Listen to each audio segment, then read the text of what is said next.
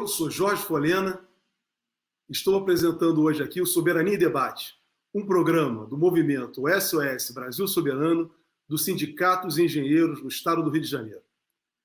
Infelizmente, mais uma vez, o destino da democracia no Brasil parece que vai ser decidido nos tribunais. Infelizmente. Em 2018, isso aconteceu de uma forma muito ruim para o país, quando o Supremo Tribunal Federal não teve, naquela oportunidade, pressionado que foi, hoje já sabemos, já desconfiávamos à época, mas hoje, declaradamente, ameaçado pelos militares, não permitiu que o presidente Lula participasse do processo eleitoral ao não conceder ao ex-presidente um habeas corpus que asseguraria a ele o direito da presunção de inocência e poder, assim, participar da eleição de 2018. O presidente Lula foi encarcerado, ficou mais de 500 dias preso indevidamente, assim entendemos, por uma razão política da Lava Jato, numa conspiração que deu no que nós estamos vendo hoje no Brasil, que é esse governo que está aí, o governo que colabora diretamente com a morte de milhões de brasileiros ou nada a fazer com relação à Covid. Então, o foco do nosso programa de hoje vai ser o momento, a política e o aspecto jurídico do presidente Lula. Para isso, nós vamos contar com o ministro da Justiça do governo da presidenta Dilma Rousseff, Eugênio Aragão, que é professor da Universidade de Brasília, foi ex-procurador, ex-subprocurador-geral do Ministério Público Federal e também é conselheiro da República. Eugênio, muito obrigado mais uma vez por estar conosco aqui nesse programa. E, Eugênio, precisamos muito, nesse país, de juristas com convicção, que tenham disposição para lutar, porque realmente o momento é muito difícil. Começando, Eugênio, eu queria colocar para você já exatamente a decisão do ministro Fachin do Supremo Tribunal Federal, que anulou a competência da 13ª Vara Federal de Curitiba, mandando os processos para Brasília e anulando todas as decisões proferidas no processo contra o presidente Lula. 3 processos. O processo do triplex, o processo do sítio de Atibaia e também, se eu não me engano, do terreno do Instituto Lula, da compra do terreno do Instituto Lula. Eugênio, fala para a gente o aspecto político e jurídico dessa decisão. Como você viu essa decisão do ministro Fachin? Você viu alguma artimanha nisso? Olha, eu vou te dizer uma coisa. Quando eu soube dessa decisão, na hora que eu soube, que me contaram isso, eu disse, não, peraí, isso aí é fake news, isso não é possível, né? Primeira coisa, minha primeira reação foi essa. Eu também pensei. Não, isso aí, o povo está gozando na minha cara, isso não é possível. Depois que eu verifiquei que isso era verdade, eu, diferentemente da maioria das pessoas com quem eu conversei, eu tive uma reação de absoluta indignação. Por quê? Porque esse assunto vem sendo levado aos tribunais desde 2015, gente. Desde 2015. A defesa alegou isso em todas as instâncias. E não bastasse isso, o Supremo pode dizer, não, mas não foi levado até a mim. Vamos deixar de ser hipócritas. Tá? Não foi levado a ti, mas era um assunto tão grave, tão na cara, que o Supremo poderia ter decidido de ofício, dando habeas corpus de ofício. Tá? Não fez porque, no fundo, não queria deixar que o Moro largasse o osso. O Moro estava sendo um instrumento muito conveniente de expulsar a esquerda do espaço político brasileiro. Tá? Muito mais do que Lula. Na verdade, é um projeto de Estado que estava sendo colocado de lado. Né?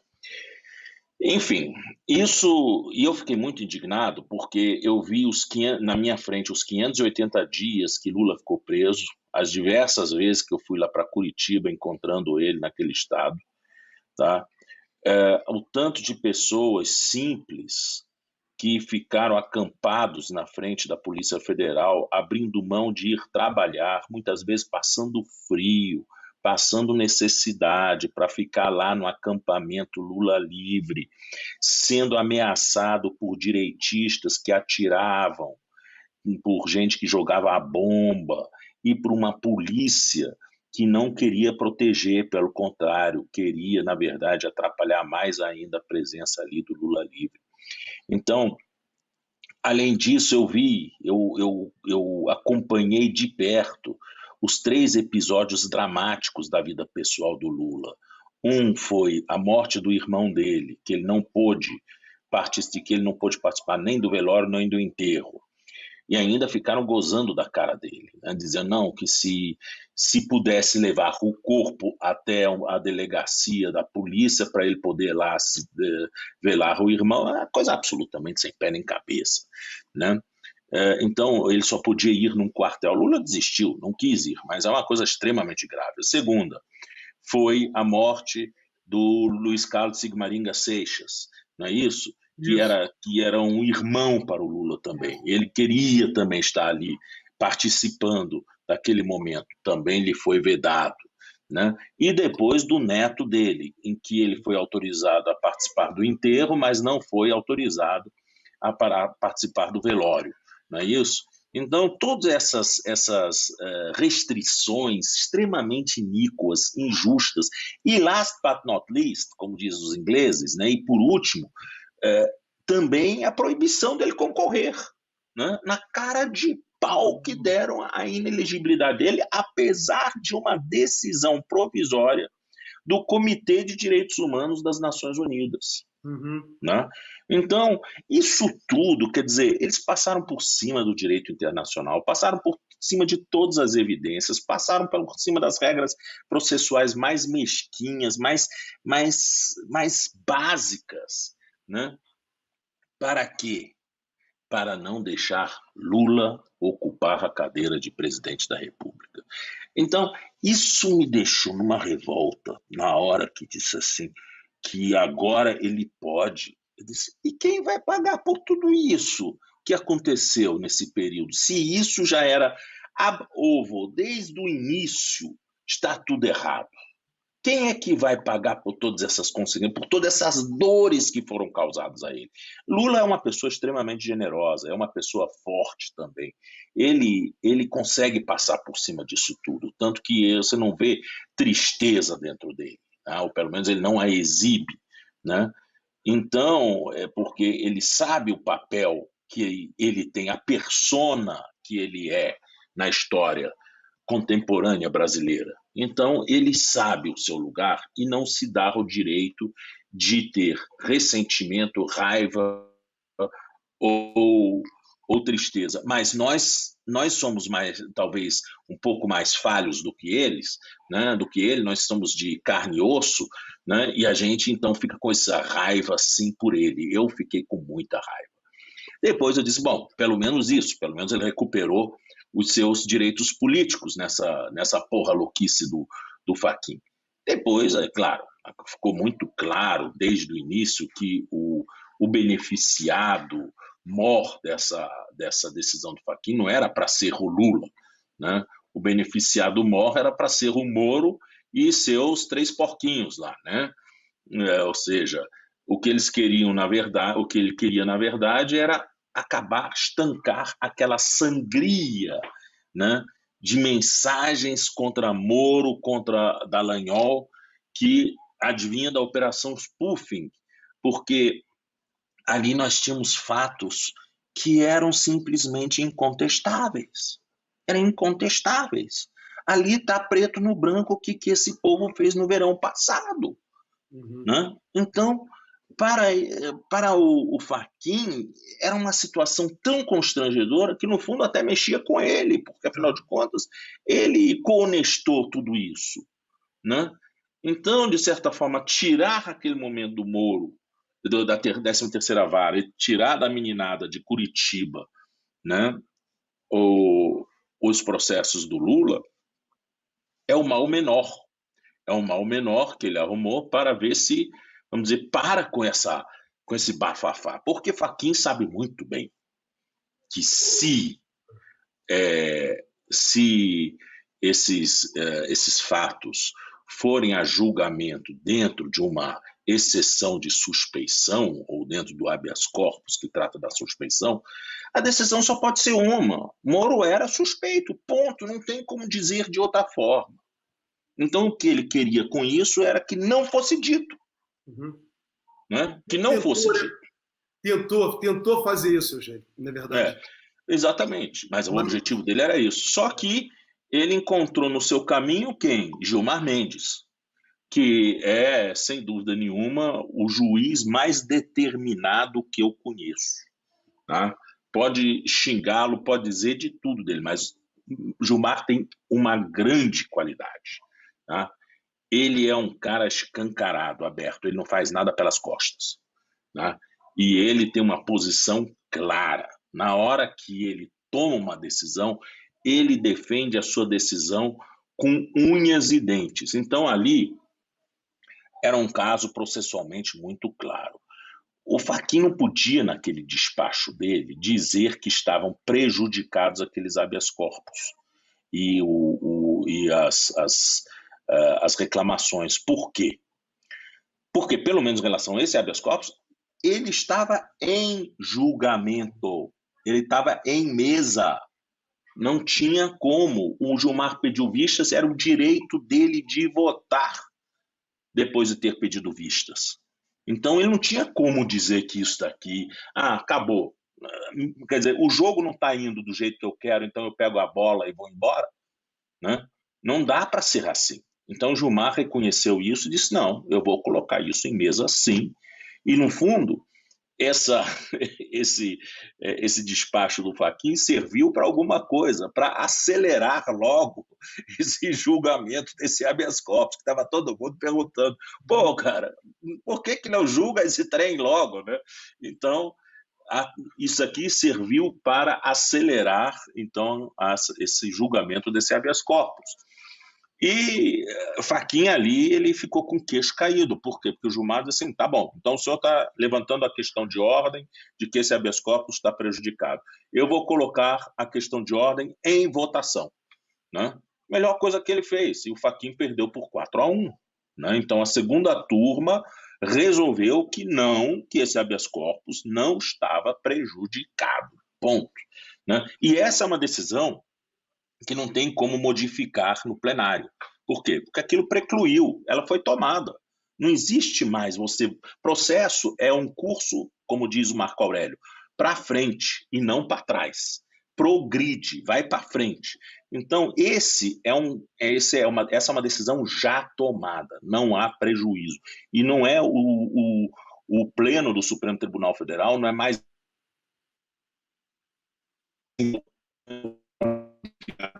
Não pode, essa decisão está tomada, precluiu. Então, o que pode acontecer agora? Fachin, quando viu que ele ia perder, ele resolveu, então, sabendo que o Aras ia entrar com agravo regimental contra o despacho dele, que decretou a incompetência da 13ª Vara, ele resolveu jogar isso lá para o plenário. Por quê? Porque aí o Pleno do Supremo Tribunal Federal, não vai só decidir a respeito da competência, vai decidir também se os habeas corpus estão ou não estão prejudicados, porque isso é parte do despacho dele. Só que essa parte do despacho dele já foi decidida, né, na corte, então, na segunda turma. Então, o que nós temos agora é uma situação de um potencial conflito de decisões, né, entre o Pleno, que se acolher integralmente o despacho do Fachin, portanto, dando pela incompetência, mas também dando pela prejudicialidade, de poder atropelar a segunda turma. Eu não acho que isso vai acontecer, não, por um motivo muito simples. Antes que isso aconteça, alguém vai pedir vistas. Tá? Alguém da segunda turma vai pedir vista. Por quê? Porque seria uma desmoralização. Disse, não, agora vocês vão aguardar a gente terminar de julgar o nosso habeas corpus para decidir isso. Dá licença, porque aquele habeas corpus é uma questão prejudicial disso daqui. Não é o contrário. Porque a questão de competência, ela antecede, a questão de suspeição, antecede a questão de competência no processo penal. Então, primeiro vamos julgar aquilo, e se ele for suspeito, aí essa questão de competência está prejudicada. Ninguém mais vai falar em incompetência quando existe suspeição. A jurisdição está afastada com a suspeição. É muito mais do que afastar a competência, está afastada a jurisdição, né? Então, eu acredito que alguém vai ter que pedir vistas. Dizer assim, não, eu quero examinar isso direitinho, porque, peraí, nós estamos aí na segunda turma, não vamos fazer o papel de palhaço lá, não. A gente está com um processo em curso de julgamento, estamos aguardando o voto do ministro Cássio, então, dá licença, peço vistas. Pronto, acabou. Isso. E acabou a brincadeira. Acabou a brincadeira. Né? Qualquer ministro da segunda turma pode fazer isso. Além de uma prejudicial que, com certeza, se for para o plenário, ainda não se sabe se vai, se o presidente, né, se o ministro Fux vai acolher ou não esse encaminhamento do Fachin, vai ter primeiro a questão de ordem, saber se pode ou não ir para o plenário. Exatamente. Né, então vai ter essa questão. Mas, Eugênio, eu queria tocar num ponto aí que você falou. Primeiro, para os nossos internautas, dizer o seguinte: você recuperar o início da sua fala. Você conseguiu, Eugênio, dentro de um tema que é muito técnico do direito, falando de recursos, de competência, você conseguiu, acredito, revelar para os nossos telespectadores e internautas a farsa que foi o julgamento do presidente Lula. Porque, como você bem falou, você conseguiu destacar isso, é uma clareza que você fala, olha, levou 500, mais de 600 dias para verificar se era competente ou não. Quer dizer, ficou claro, está claro na sua fala, para nós, né, que estamos ouvindo e discutindo, né, toda essa artimanha que foi feita contra a democracia no Brasil. Né, e que a Lava Jato participa dessa conspiração, ministros do Tribunal, da Suprema Corte, têm participado, porque têm tolerado isso, só a partir do momento em que o Supremo Tribunal Federal, né, reconhecer a inocência do presidente Lula, é que nós vamos ter a convicção que o tribunal não participou com isso. Mas aquele julgamento, em abril de 2018, do habeas corpus do presidente Lula, que foi 5-5, e naquele momento o regimento interno do tribunal era no sentido de que, em caso de empate de habeas corpus, era em favor do paciente, e a presidente do tribunal se convocar a dar um voto, né, de Minerva, aquilo foi uma tragédia que veio depois ser confirmada. Agora, com o comandante do Exército dizendo, olha, não fui só eu que fiz, foi o alto comando, quer dizer, tentando aliviar a responsabilidade dele diante de um golpe mesmo. Quer dizer, uma tentativa... E ali teve um fato ainda mais grave. Teve um fato mais grave. Porque, salvo engano, naquele julgamento daquele habeas corpus, me parece que o ministro Gilmar Mendes não estava no dia do julgamento. Então, o que aconteceria? Se a Carmen Lúcia fosse votar, daria empate. Portanto, daria 5-5. E todo mundo sabe que habeas corpus e empate é a favor do paciente. Né? Então, é obrigatória a concessão da ordem se é empate. Isso. Então, o que ela fez? Disse, olha, como o ministro Gilmar Mendes não está aqui, eu vou, então, encerrar esse julgamento agora e não vou proclamar o resultado. Vou deixar para proclamar na próxima sessão. Né? Então, vocês veem que a coisa já foi montada de um jeito para que não desse favorável ao Lula. Aguardou-se mais um voto. Não, tá? e pior, Eugênio, que aquele caso, quando o Supremo decidiu que o presidente Lula não teria direito à presunção de inocência, que logo... um ano depois veio conceder essa presunção de inocência, em 2019, sequer tinha sido publicado o acordo que caberia embargo de declaração e acabou o julgamento, o juiz Moro determinou a prisão do presidente Lula. Determinou a prisão do presidente Lula. Foi todo um processo, né, conspiratório. Então, agora, nesse momento, nós podemos dizer o seguinte: o presidente Lula, nesse momento, está elegível. Mas a batalha não terminou. E temos que ficar muito atentos, Eugênio, porque a classe dominante do Brasil não dorme. Já dizia um saudoso professor meu na Faculdade Nacional de Direito, Nelson Maciel Pinheiro Filho. A classe dominante do Brasil não dorme. E essas manobras do Fachin são exatamente para isso. 2022 está ali na frente. Lula hoje pode disputar, como podia disputar também antes de abril de 2018, antes está preso. Antes está preso. Então, temos que ter todo cuidado. Por isso que o seu esclarecimento agora a respeito do que foi a decisão do Fachin, que nós pensamos da mesma maneira que você, não foi... Fachin não decidiu ali porque ele é um homem, um jurista que agora passou a pensar assim, não, isso tudo tem um encaminhamento, tudo tem uma construção. Temos que ficar atentos para que não se repita o que aconteceu em 2018 e dizer sempre para o Supremo Tribunal Federal, vocês têm uma mancha no passado e isso vocês têm a oportunidade de se livrar. Apesar de não vai ter essa salvação por toda a vida, porque o erro ficou. Então a oportunidade de tentar corrigir esse erro é agora. Esse homem não cometeu nada. Só queremos que ele participe do processo eleitoral como qualquer outro candidato. Que o presidente Lula participe como qualquer outro. E não favorecer um candidato que virou presidente da República e que trabalha contra o Brasil sistematicamente contra o seu povo. Então é isso que nós não vamos tolerar. Né? Toda a comunidade jurídica, progressista, avançada, não vai tolerar esse comportamento do Supremo Tribunal Federal. Isso tem que ficar sendo repetido constantemente. Foi como disse o ministro Ricardo Lewandowski no julgamento da suspeição do Sérgio Moro na segunda turma. Toda vez que ele viaja ao exterior para dar uma palestra, alguma coisa, sempre perguntam a ele, questionam a ele esse julgamento do presidente Lula. Como que vocês conseguiram prender esse homem? E ele se sentiu, ele manifestou isso no julgamento, ele se sente envergonhado. Então, fica claro para os ministros do Supremo Tribunal Federal, vocês vão ser sempre cobrados, não é só no Brasil, no mundo inteiro. Vocês participam de congressos, participam lá do Conselho de Viena, sei lá, um acordo que tem internacional de cortes internacionais, Acordo de Viena, se não me engano. Então, vão ser cobrados o tempo inteiro. Nós precisamos restabelecer a democracia no Brasil e o ponto de equilíbrio.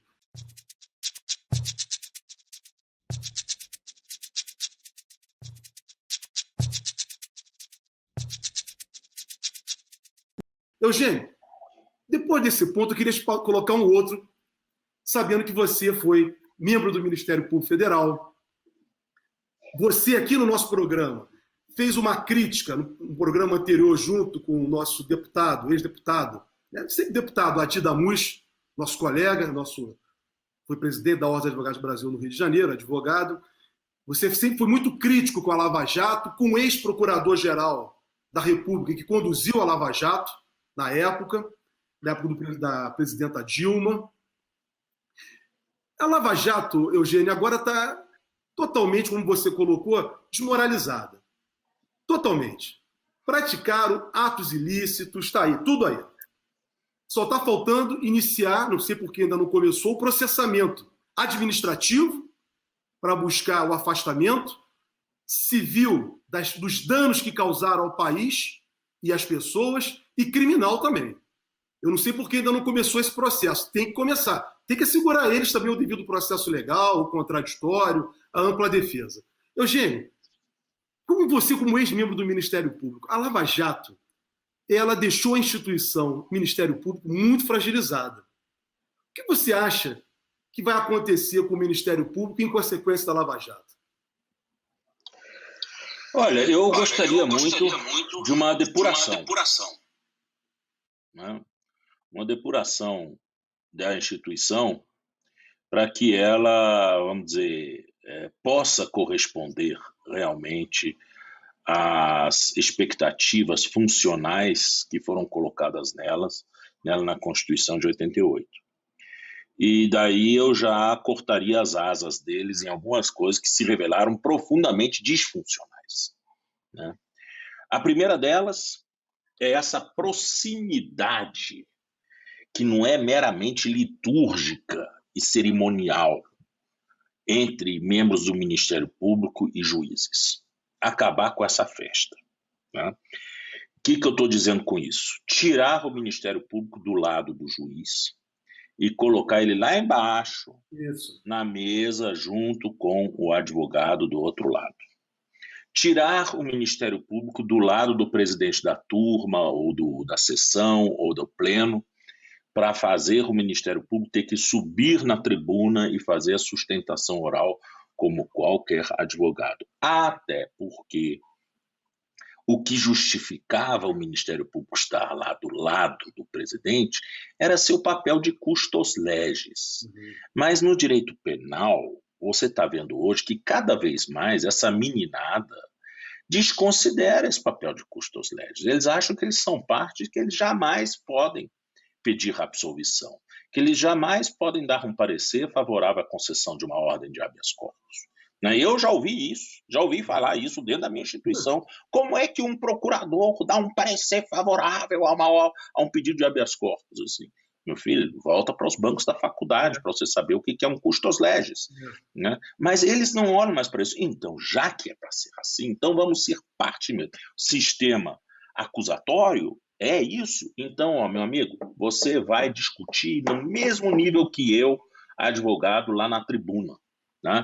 E encerraram-se seus processos, pega a sua pastinha e volta para o seu gabinete para trabalhar, ao invés de ficar lá enfeitando a mesa do presidente da turma que nem um vasinho de flor, né? Que eles ficam fazendo isso, entram mudos e saem calados, mas ficam dando palpite no pé do ouvido do presidente do órgão fracional. Nós temos que acabar com essa promiscuidade de Ministério Público com magistratura. São duas coisas distintas. Nós não estamos no sistema português, nem no sistema italiano, em que você tem um ingresso comum e às vezes até uma carreira comum de magistrados do Ministério Público. Aqui são coisas bem diferentes, estão muito mais próximos de um modelo americano, como eles querem, do que um modelo europeu. Tá? Então, já que é assim, meu amigo, a tribuna está ali. Né? Eu até admito que, como eles são pagos pelos cofres públicos, que eles tenham precedência na pauta, que os processos primeiros a serem julgados são aqueles que o Ministério Público quer fazer sustentação, o Ministério Público tem prioridade nas sustentações, faz a sua sustentação e vaza, né? E deixa aí o resto para os advogados e suas excelências, os magistrados, resolverem. Isso, para mim, é fundamental. Isso aqui tem que acabar mesmo, é até simbólico, é pedagógico. O segundo item, essa liberdade de membros do Ministério Público falarem sobre processos sancionatórios à imprensa. Tá? Ou seja, ações de improbidade, ações penais, não são assuntos para o Ministério Público ficar falando. Por quê? Porque existe uma coisa chamada presunção de inocência. Então, mas a ação penal é pública. É pública, se você quer assistir, vai lá para a sessão. Né? É pública, mas não é pornográfica. Né? Isso que o Ministério Público faz é pornografia processual. É coisa bem diferente. Né? É exposição midiática das partes. Né? E isso não é justo, né, que seja feito. Então, o Ministério Público deve ser proibido de falar sobre processo sancionatório. Eu não tenho problema nenhum de o Ministério Público falar, por exemplo, sobre demarcação de terras indígenas, sobre meio ambiente, sobre patrimônio histórico, direito do consumidor. Pode falar à vontade, porque ali não tem fulanização. Mas em matéria penal, em matéria de improbidade, cale a boca. Né? Eu sou a favor, neste caso, portanto, sim que deve haver uma lei da mordaça, se eles assim quiserem. Esse é o segundo ponto. Né? O terceiro ponto é acabar com essa festa do Procurador-Geral da República ser da carreira. Né? O Procurador-Geral da República não é um Procurador-Geral de Justiça. O cargo dele tem outra dimensão. Ele é quase um poder. Ele é quase um poder. Não é o Ministério Público. A Constituição o define como chefe do Ministério Público da União. Tá? Não é a Rainha da Inglaterra, é chefe. Tá? E como chefe, ele tem um poder enorme de, inclusive, desequilibrar a República. Né? Então, é nada mais justo que o presidente da República possa, sim, escolher um jurista com que ele tenha diálogo para este cargo. As garantias estão dadas. Ele vai ter um mandato de 2 anos e ele vai ser também sabatinado pelo Senado, tudo direitinho, e pode ser destituído pelo Senado pelo voto da maioria absoluta, né? Então, eu acredito que isso já é suficiente garantia para ele não fazer bobagem, tá? E aí, então, eu acho que sim, o Procurador-Geral da República precisa arejar essa carreira de fora, precisa arejar, tá? Então, sim, ele pode ser uma pessoa colocada de fora, como foi sempre antes da Constituição de 88. E também mexeria nos órgãos de controle, né? Tanto no CNJ como no CNMP, que se revelaram quase que coniventes nessa história. Lembrando que teve mais de 30 representações contra Moro no CNJ, todas arredemente arquivadas, tá? Então, isso também é algo que precisa ser mexido. Nós precisamos de mais sociedade civil dentro dos órgãos, tá? E botar os cargos, vamos dizer, corporativos, numa proporção que eles não possam atropelar a sociedade civil, né? Então, por exemplo, a sociedade civil pode ser professor universitário de direito. Tá bom, você quer que seja jurista? Pode ser jurista, sem problema. Pode ser advogado de uma ONG, pode ser advogado, né, de, sei lá, pode ser um representante da ABI, como advogado da ABI, tem que ter, vamos dizer, tá bom, você diga assim, ele tem que ter conhecimento jurídico. Tem conhecimento jurídico, mas é da sociedade civil. E eu acho que isso é absolutamente necessário para dar mais transparência a esses órgãos, né? E criaria também um órgão de controle, conselho de controle no legislativo sobre esses dois conselhos, tá? Ou seja, esses conselhos também deveriam ter no legislativo um órgão que os controlasse, né? E que pudesse eventualmente até sacar da cadeira um conselheiro que viesse a fazer muita besteira lá dentro. Finalmente, tá, eu acho que é outra coisa que é fundamental, também é a reestruturação da carreira. Os membros do Ministério Público gostam de dizer que subprocuradores gerais da República são a mesma coisa, que estão no mesmo nível que ministro do STJ. Tá bom, vamos então fazer o seguinte, vocês querem estar no mesmo nível do STJ? Então a promoção de procurador da República para procurador regional e de procurador regional para subprocurador-geral da República, quem vai assinar o decreto vai ser o presidente da República, que nem desembargadores e ministros. E tem mais coisa, vai ser por lista tríplice para o presidente da República escolher quem vai ser promovido. E tem mais outra coisa, vamos ter quinto constitucional também. Então, dentro dessas promoções, nós vamos ter um quinto para magistrados, juízes que quiserem mudar para o Ministério Público, e um quinto para a OAB também, né? Disputando, portanto, os advogados que quiserem ser procuradores regionais da República ou subprocurador-gerais da República poderão ingressar pelo quinto, tá? Então vamos fazer igualzinho, já que é para ser, e mais, vão depois, os subprocuradores gerais vão ser sabatinados também pela CCJ, né? Já que é para ser igual, então o procedimento de escolha tem que ser igual também, passar pelos mesmos critérios. Portanto, concurso público automatizado só a primeira instância. A partir daí, o provimento dos cargos vai ser técnico-político, tá? Que nem no judiciário.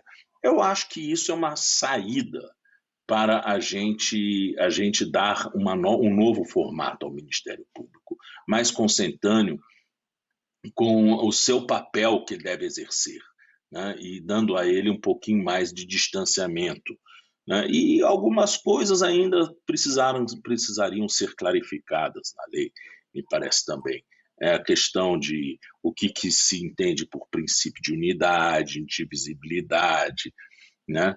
E a independência funcional, qual é realmente o seu alcance.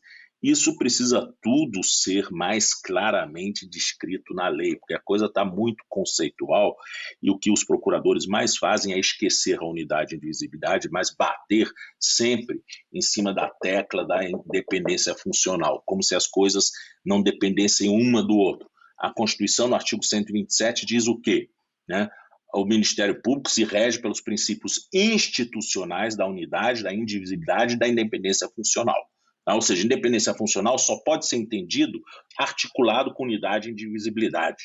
A independência de um membro do Ministério Público não é a mesma coisa que a independência de um juiz. São coisas distintas. E sabe por quê? Porque ontologicamente é distinto. O juiz, ele exerce sua independência entre a tese do autor e a tese do réu, tá? Naquilo que a gente chama de lide. É esse espaço, é esse intervalo em que a independência funcional do juiz é exercida. Já o Ministério Público não tem esse balizamento. O Ministério Público ele tem a iniciativa da lide, né? Então, se você ficar qualificando a independência do Ministério Público como a do juiz, o Ministério Público automaticamente se converte numa metralhadora giratória, cuspindo bala para tudo que é canto, porque ele não tem balizamento. E por isso que a Constituição disse, então, o quê? Não, o balizamento da independência do membro do Ministério Público é a unidade e a indivisibilidade. O que significa isso?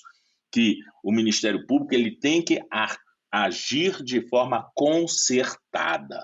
Não pode simplesmente um procurador ser um radical livre nesse código de DNA. Tá? Ele tem que fazer parte desse código. Significa que tem que haver coordenação, né? As câmaras têm autoridade sobre a atuação dos membros do Ministério Público. Né? O que posso dizer é o seguinte: onde é que está o cerne da liberdade do membro do Ministério Público? É de não ser viciado nas suas posições. Então, se eu não concordo com uma determinada tese que foi articulada pela Câmara de Coordenação, então eu abro mão do processo e digo assim, olha, como eu não concordo com a tese coletiva, eu passo esse processo, me dou por impedido e por foro íntimo e peço a substituição dele na distribuição por outro processo. Acabou o Ministério Público. E acho que nós temos que recuperar o papel de chefe do Ministério Público, como diz a Constituição no artigo 129, né? Aliás, artigo 128, desculpe, no artigo 128, diz claramente que o Procurador-Geral da República é o chefe do Ministério Público da União. Isso tem que ser recuperado. E chefia significa comando, mas significa também responsabilidade. Aquilo que aconteceu em Curitiba é responsabilidade do senhor Rodrigo Janot, sim, e depois da responsabilidade da doutora Raquel Dodge, tá? Porque eles coonestaram aquilo lá. Eles eram chefes e não exerceram a chefia. Eugênio, foi muito bom você tocar nisso, porque exatamente é necessário ser feita uma reformulação do Ministério Público, está comprovado. Aquela visão do período de transição, né, de 85 a 88, que veio a Constituição, de nós redemocratizarmos o país, tentarmos criar um conceito de república, né, e que o Ministério Público poderia colaborar nesse processo, foi revelado exatamente o contrário. Né? A obra de Vitor Nunes Leal, Coronelismo, Inchado e Voto no Brasil, continua muito atual, porque aos meus amigos tudo, aos inimigos rigor cruel da lei. Isso vale para o Ministério Público, vale também para o Poder Judiciário e vale para a polícia. Não e eu gosto muito daquela frase do Vitor Nunes, gosto muito daquela frase. Ainda é muito em contradiço entre nós a figura do juiz politiqueiro. E essa frase eu acho lapidar essa frase dele. É necessário reformular, você colocou bem isso, vamos ter que repensar o papel do Ministério Público, ele não está acima de ninguém. Esse caso do Janot e da Raquel Dodge que você citou são emblemáticos, porque o atual Procurador-Geral da República, não estou fazendo aqui análise de positiva ou negativa dele, mas ele tomou uma atitude correta com relação à Lava Jato. Primeiro, ao denunciar que a Lava Jato tinha mais informação do que todo o Ministério Público Federal. Lava Jato de Curitiba, Força Tarefa. Isso é um absurdo. E depois, ele, como chefe do Ministério Público, se impor sobre a Lava, tentar se impor sobre a Lava Jato de Curitiba. Não existe dois Ministérios Públicos, só existe um Ministério Público. E ele é o chefe de todo o Ministério Público. Então nós vamos ter que revisitar tudo isso, porque isso tudo está equivocado. E quero me lembrar também, Eugênio, a partir do que você falou, exatamente a frase célebre do ex-presidente Lula. Eu até me lembro o dia. Foi no dia 24 de abril de 2003, foi a primeira grande fala do presidente Lula, como já eleito presidente da República. Foi em Vitória. Foi quando ele disse que o judiciário era uma caixa preta e o mundo caiu sobre a cabeça do presidente Lula. E aí veio exatamente a reforma. Essa reforma do Poder Judiciário, que foi feita em 2004, né, sob a incumbência do ministro Márcio Tomás Basto, à época. E não foi... Zulaye Cobra, que era deputado, e o ministro da Justiça do governo Lula era Márcio Tomás Bastos. E o que acontece é o seguinte, naquele momento, a ação corporativa, tanto do Judiciário como do Ministério Público, foi muito grande. E os parlamentares e o próprio governo cedeu. O próprio presidente Lula, que disse que o Judiciário era uma caixa preta, cedeu. Por quê? Esse conselho do Ministério Público, o Conselho Nacional de Justiça, não era para ser feito da forma corporativa como ele ficou. Era para ser a sociedade controlando esses órgãos. Não é controlando o ato de decisão. Decisão eles podem tomar. Não. Mas é controlando os abusos. Disciplinarmente. O abuso. Agora que nós vamos fazer uma lei de abuso de poder e autoridade, depois de tudo de mal que a Lava Jato causou para o Brasil. Ou seja, não existe uma república no Brasil. Dessa maneira não há uma república. Não adianta nós ficarmos pensando como se aqui houvesse uma república quando não há uma república. Nós temos que construir essa república. E uma república que nós esperamos aqui no SOS Brasil Soberano, que seja popular. Eugênio, vem aqui uma pergunta e que retoma o início da nossa conversa, tá? Que é exatamente voltando à questão do presidente Lula do julgamento no Supremo Tribunal Federal. A pergunta é a seguinte: o que você acha politicamente, se você acha politicamente possível que os direitos do presidente Lula possam ser novamente cassados? Eu já vou dizer a minha opinião. Eu espero que não, mas queremos saber a sua opinião. Bom, eu não creio em bruxas, pero que la sai. Isso. Não é isso? Então, ou aquela outra frase também lapidar, eu confio em Alá, mas amarro o meu camelo, não é isso?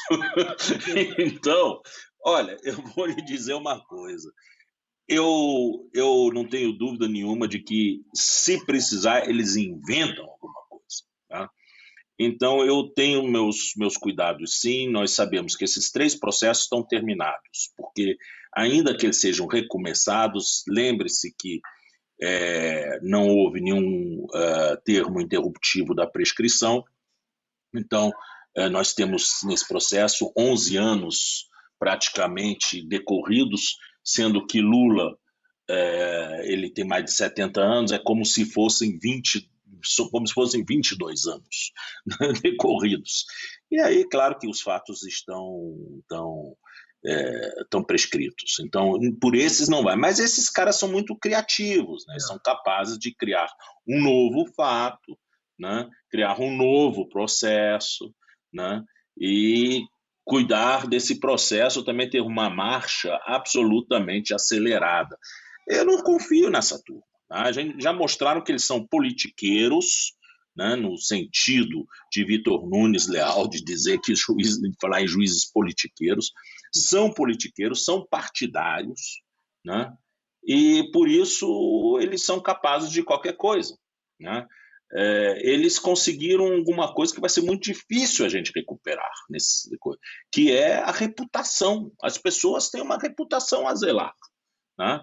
E eles conseguiram mexer com a reputação do presidente Lula, né? Grande parte de seu eleitorado de 2002, hoje, né, se voltou contra ele. Por conta de quê? Por causa dessas mentiras que foram lançadas, né, com uma frequência enorme para realmente lavar a cabeça das pessoas. Só não se deixou levar quem tem bistunto na cabeça, né? Quem tem visão crítica da sociedade, diz assim, meu amigo, isso aqui não é assim, sabe? Não é assim que as coisas funcionam. E a gente sabe perfeitamente como é que a política no Brasil funciona, né? Lula era um presidente popular, foi eleito com uma expressiva votação em primeiro e segundo turno, né? Mas ele não tinha bancada. O sistema brasileiro permite que isso aconteça. O presidente é eleito e não tem apoio do parlamento. E olha que na mesma eleição, E aí precisa fazer acordo para criar essa maioria. E aí se criam maiorias entre coisas muitas vezes incompatíveis. Ou seja, o Congresso fatalmente vai sabotar o programa daquele que foi eleito para o Executivo, né? Isso vai acontecer sempre no sistema eleitoral brasileiro, porque não casa essa representação popular com o papel do Executivo eleito. Muitos dizem, então a solução seria o parlamentarismo. Isso eu acho que não. Aí é você efetivamente ceder, definitivamente ceder à chantagem, né? Eu acho que não. Você tem que criar mecanismos de freios e contrapesos, de alguma forma, para permitir que o executivo consiga realmente entregar aquilo para o qual ele foi eleito, né?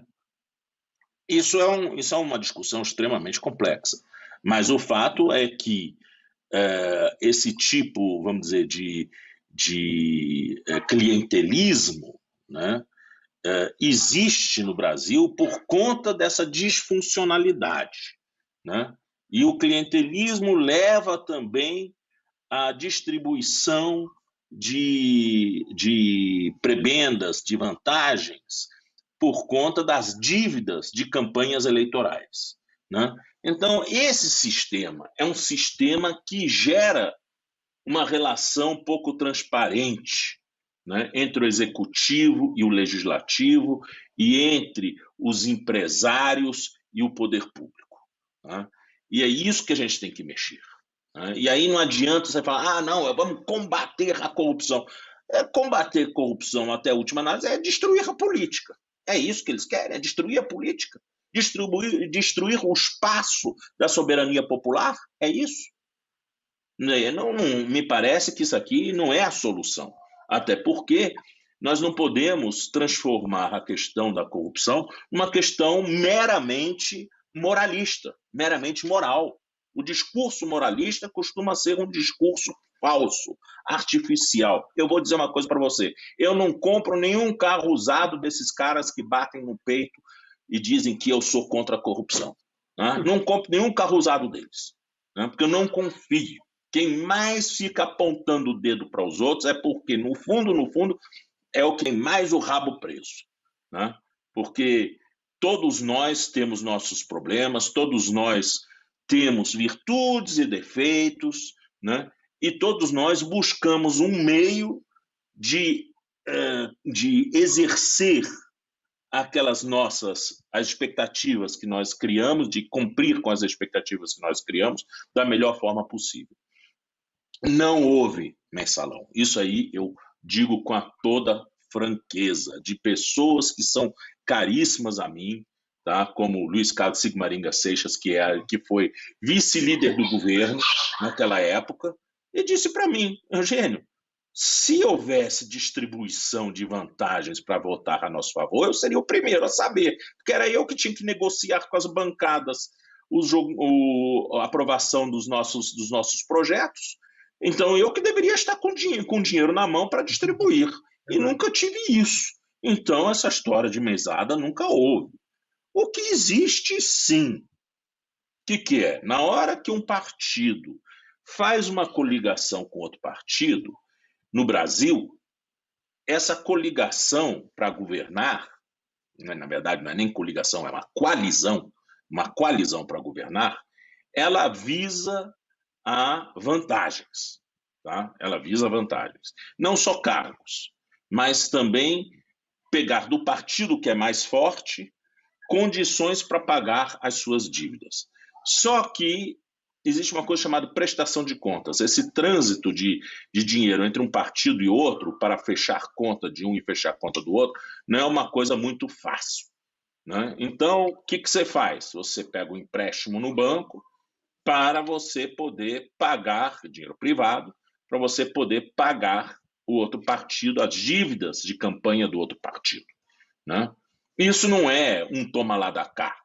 Isso é simplesmente uma condição para o cara fazer uma coalizão. deixa a gente, pelo menos, tranquilos, porque nossos deputados e senadores estão desesperados sem conseguir fechar as suas contas de campanha. Então, nos ajuda nisso. Claro que o partido que está no governo sempre tem mais doações, mais facilidades, e então acaba levando isso, pelo menos na época em que havia financiamento por empresas ou por pessoas jurídicas. Hoje, a coisa ficou mais complicada, porque praticamente todo o financiamento dos partidos é público. E isso complicou um pouco as coisas. Mas naquela época, não. Naquela época, tinha empresas que ajudavam os partidos. Então, claro, quem estava no poder recebia muito mais doações do que quem não estava no poder. Né? Isso é parte da gramática do poder. Então, eu vejo desse jeito. O que houve, sim, um acerto para pagar dívidas de campanha. Na pior das hipóteses, você podia chamar isso de caixa 2, na pior das hipóteses. Mas eu nem vejo desse jeito porque todas essas entradas de dinheiro foram devidamente declaradas. Os empréstimos que o PT fez, o PT declarou na sua prestação de contas. Né? O TSE que resolveu não considerar esses empréstimos, porque o Joaquim Barbosa disse no Supremo Tribunal Federal que esses empréstimos eram fraudulentos. Mas tanto que não eram fraudulentos que o PT foi executado na justiça comum para pagar esses empréstimos ao Banco Rural. Ou seja, eles existiram. Né? Então, Joaquim estava errado aí, era Joaquim Barbosa, não era o PT. Eugênio, você descreve com clareza, de forma firme, né? Porque, na verdade, nós estamos diante de abusos. Né? Você citou uma figura agora, na sua última fala, que é o Joaquim Barbosa, e que vem, mais uma vez, trazer a obra de Vitor dos Leal. Joaquim Barbosa não foi um juiz, ele foi um político negro a serviço da classe dominante no Supremo Tribunal Federal. No massacre que ele fez, né, que ele conduziu diante do julgamento do Mensalão. Então, essa é a preocupação que nós temos que ter como sociedade. Qual é o papel do Poder Judiciário? É um papel político ou é um papel técnico? Precisamos ter um Poder Judiciário, inegavelmente. Precisamos resolver os conflitos, os problemas das pessoas. Alguém tem que atuar ali. Mas esse poder que é dado ao Poder Judiciário e agora, mais do que nunca, ao Ministério Público, tem mostrado, no caso brasileiro, né, o fracasso institucional. Porque o Supremo Tribunal Federal falhou muito, muito gravemente, falhou a Procuradoria-Geral da República e tem falhado todo o sistema de justiça do país, que não tem correspondido os anseios do povo brasileiro. Só para terminar, infelizmente chegou o fim do nosso programa, a Comissão Interamericana de Direitos Humanos, agora no seu último relatório sobre o Brasil, apresentado em março, disse que a justiça brasileira apresenta aspectos, né, um perfilamento racial, com o objetivo de criminalizar afrodescendentes. Ou seja, é um poder judiciário que só atende os interesses da classe dominante. Não é esse sistema de justiça que nós queremos. Não é um poder judiciário que simplesmente seja utilizado como manobra para perseguir negros e pobres. Uma promotoria que simplesmente atua para esse papel e, por outro lado, perseguir políticos de origem popular e que trabalham pela soberania e pelo desenvolvimento. Eugênio, eu teria mais perguntas a te formular, mas você é tão eloquente na sua fala, né? Descreve com tanta clareza, você é um jurista, eu conheço o seu trabalho, conheço sua obra como professor, mas você consegue se comunicar com as massas, com a população, numa linguagem que as pessoas possam compreender.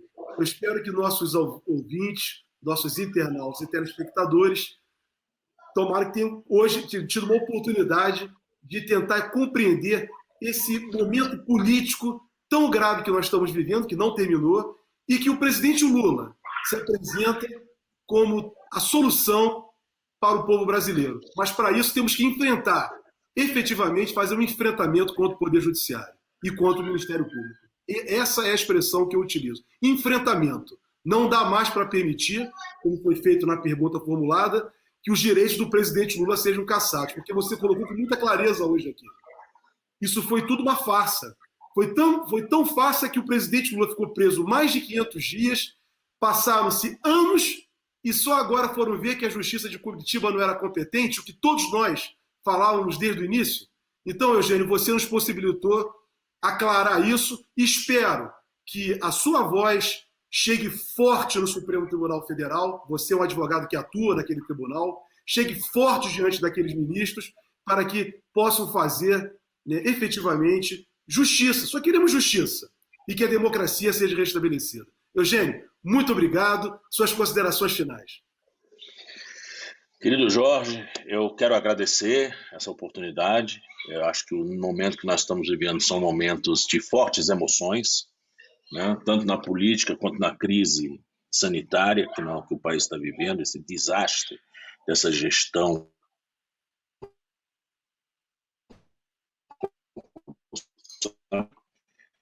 Nós temos muita tranquilidade nesse momento para a gente não pirar, né? Porque realmente é todo santo dia notícia que não é ruim, é péssima, são notícias péssimas todo santo dia, né?